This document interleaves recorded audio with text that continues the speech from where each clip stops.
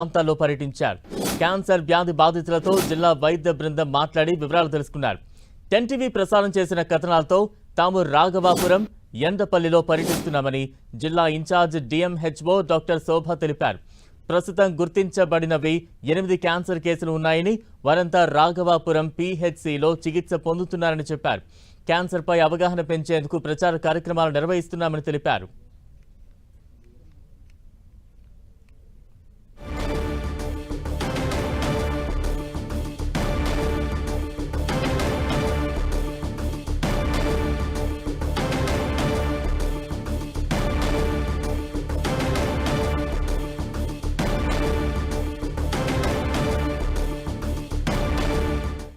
చింతలపూడిలోని పలు మండలాల్లో క్యాన్సర్ వ్యాధి చాప కింద నీరులా విస్తరిస్తోన్న కథనాలను 10 టీవీ వరుస కథనాలు ప్రసారం చేయడంతో వైద్యాధికారుల బృందం కదిలి వచ్చింది.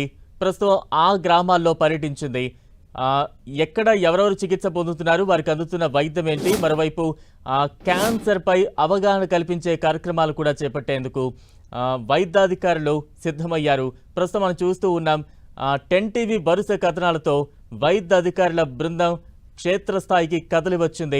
ఆ గ్రామంలో ఉన్న సమస్యలేంటి, అక్కడ ఎటువంటి అనారోగ్య సమస్యలతో బాధపడుతున్నారు, ఎవరెవరు ఎంతమంది క్యాన్సర్తో చికిత్స పొందుతున్నారు, ఈ వివరాలన్నీ కూడా క్షేత్రస్థాయిలోకి వెళ్లి వారితో మాట్లాడుతున్న దృశ్యాలు చూస్తూ ఉన్నాం. ఇక తాజా అప్డేట్స్ అందించేందుకు మా ప్రతినిధి శ్రీనివాస్ సిద్ధంగా ఉన్నారు. శ్రీనివాస్.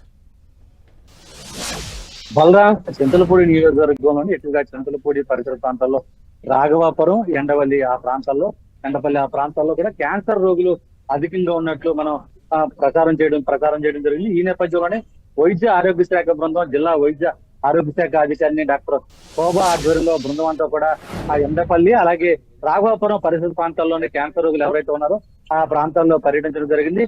అక్కడ రోగులకు సంబంధించి కానీ వారి బంధువులకు సంబంధించి కానీ సమాచారాన్ని సేకరించడం జరిగింది. ఇప్పటికే దాదాపు అంటే రాఘవాపురం ప్రాథమిక ఆరోగ్య కేంద్ర పరిధిలో దాదాపు 10 మంది క్యాన్సర్ రోగులు ఉన్నట్లు అటు వైద్య ఆరోగ్య శాఖ అధికారి డాక్టర్ శోభ అయితే కూడా చెప్పడం జరిగింది. దీనికి సంబంధించి కూడా ఇప్పటికే కొంతమంది వైద్య చికిత్స పొందుతున్నారు. విజయవాడ, ఏలూరు అలాగే ఇతర ప్రాంతాల్లో కూడా చికిత్స పొందుతున్నారు కొంతమంది.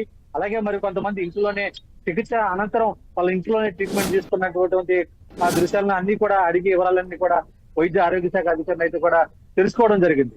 అంటే మొత్తానికి సంబంధించి గత 2 రోజుల నుంచి కూడా మనం చేస్తున్నటువంటి ఈ క్యాన్సర్ మహమ్మారి అధికంగా పెరగటం, అలాగే చింతలపూడి ఈ పరిసర ప్రాంతాల్లో ఎక్కువగా క్యాన్సర్ రోగులు అధికమవుతున్నారని చెప్పి కూడా చెప్పిన నేపథ్యంలో వైద్య ఆరోగ్య శాఖ అధికార బృందం అంతా కూడా ఒకసారి ఈ ప్రాంతంలో పర్యటించడం జరిగింది.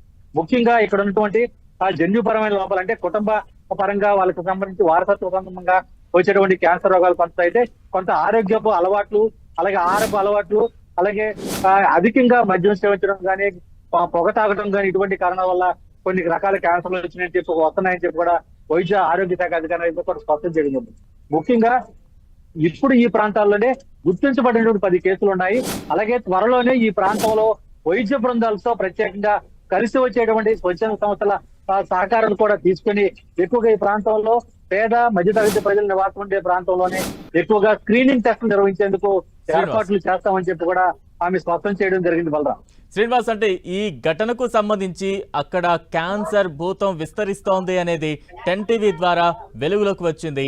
ఈ నేపథ్యంలో వరుస కథనాలతో వైద్య అధికారులు కూడా క్షేత్రస్థాయికి వెళ్లడం జరిగింది. ఈ నేపథ్యంలో స్థానిక ప్రజల్లో ఎటువంటి ఒక భరోసా లభిస్తోంది? ఎందుకంటే వారితో ఇంటరాక్ట్ అయిన సిచ్యువేషన్ మనం చూస్తూ ఉన్నాం. అక్కడ స్థానిక పరిస్థితులు తెలుసుకున్నారు, వారితో మాట్లాడిన సిచ్యువేషన్ చూస్తూ ఉన్నాం. ఆ గ్రామస్తులు ఏం చెప్తూ ఉన్నారు, వారికి ఎటువంటి భరోసా లభించినట్టు అనిపిస్తోంది? బలరా, అంటే ఈ ప్రాంతంలో ఉన్నటువంటి క్యాన్సర్ రోగం అనేది కూడా బయటికి కనపడని పరిస్థితులు ఉంటాయి. అంటే 4th స్టేజ్ వచ్చే వరకు కూడా క్యాన్సర్ రోగం బయటపడట్లేదు.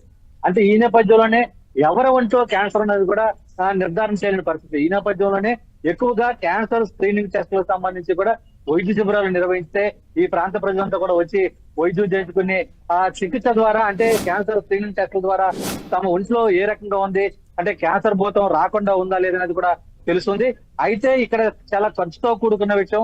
స్క్రీనింగ్ టెస్టులకు సంబంధించి కూడా ఈ ప్రాంతంలో పేద ప్రజలు ఎక్కువగా ఉంటున్న నేపథ్యంలో 10 టీవీ ప్రసారం చేసినటువంటి కథనానికి వైద్య బృందం అంతా కూడా తరలి వచ్చి ఈ ప్రాంతంలో పర్యటించడం, వాళ్ళందరూ కూడా ఈ ప్రాంతంలోనే వైద్య శిబిరాలు నిర్వహించడం అలాగే స్క్రీనింగ్ టెస్టులు నిర్వహించేందుకు ఏర్పాట్లు చేస్తాము. అలాగే ఆశా వర్కర్ల ద్వారా ఈ క్యాన్సర్ వ్యాధి పైన పూర్తి స్థాయిలో అవగాహన కల్పించేందుకు కూడా అవసరమైన చర్యలు తీసుకుంటామని చెప్పి కూడా డిఎంహెచ్ఓ అధికారులు అయితే కూడా పూర్తిగా వాళ్ళకి ప్రజలకు కూడా హామీ ఇచ్చిన సందర్భం అయితే కూడా ఉంది. ఈ నేపథ్యంలో వాళ్ళంతా కూడా ప్రత్యేకంగా టెన్ టీవీకి ధన్యవాదాలు చెబుతున్నారు. ఎందుకంటే ఈ ప్రాంతంలో ఇప్పటి వరకు కూడా ఉన్నటువంటి మహమ్మారిని వెలుగులోకి రావడానికి టెన్ టీవీ చేసినటువంటి కృషి పైన వాళ్ళంతా కూడా ప్రశంసలు కురిపిస్తున్నారు. అయితే ముఖ్యంగా వైద్య ఆరోగ్య శాఖ బృందాలు అయితే కూడా భవిష్యత్తులో కూడా ఈ ప్రాంతంలో అలాగే ఈ చింతలపూడి ఈ ప్రాంతంలోనే ఎక్కువగా ఈ స్క్రీనింగ్ టెస్ట్ నిర్వహించేందుకు అవసరమైనటువంటి స్వచ్ఛంద సంస్థల సహకారం కూడా తీసుకొని ముందుకు సాగుతామని చెప్పి కూడా చెబుతున్న పరిస్థితి.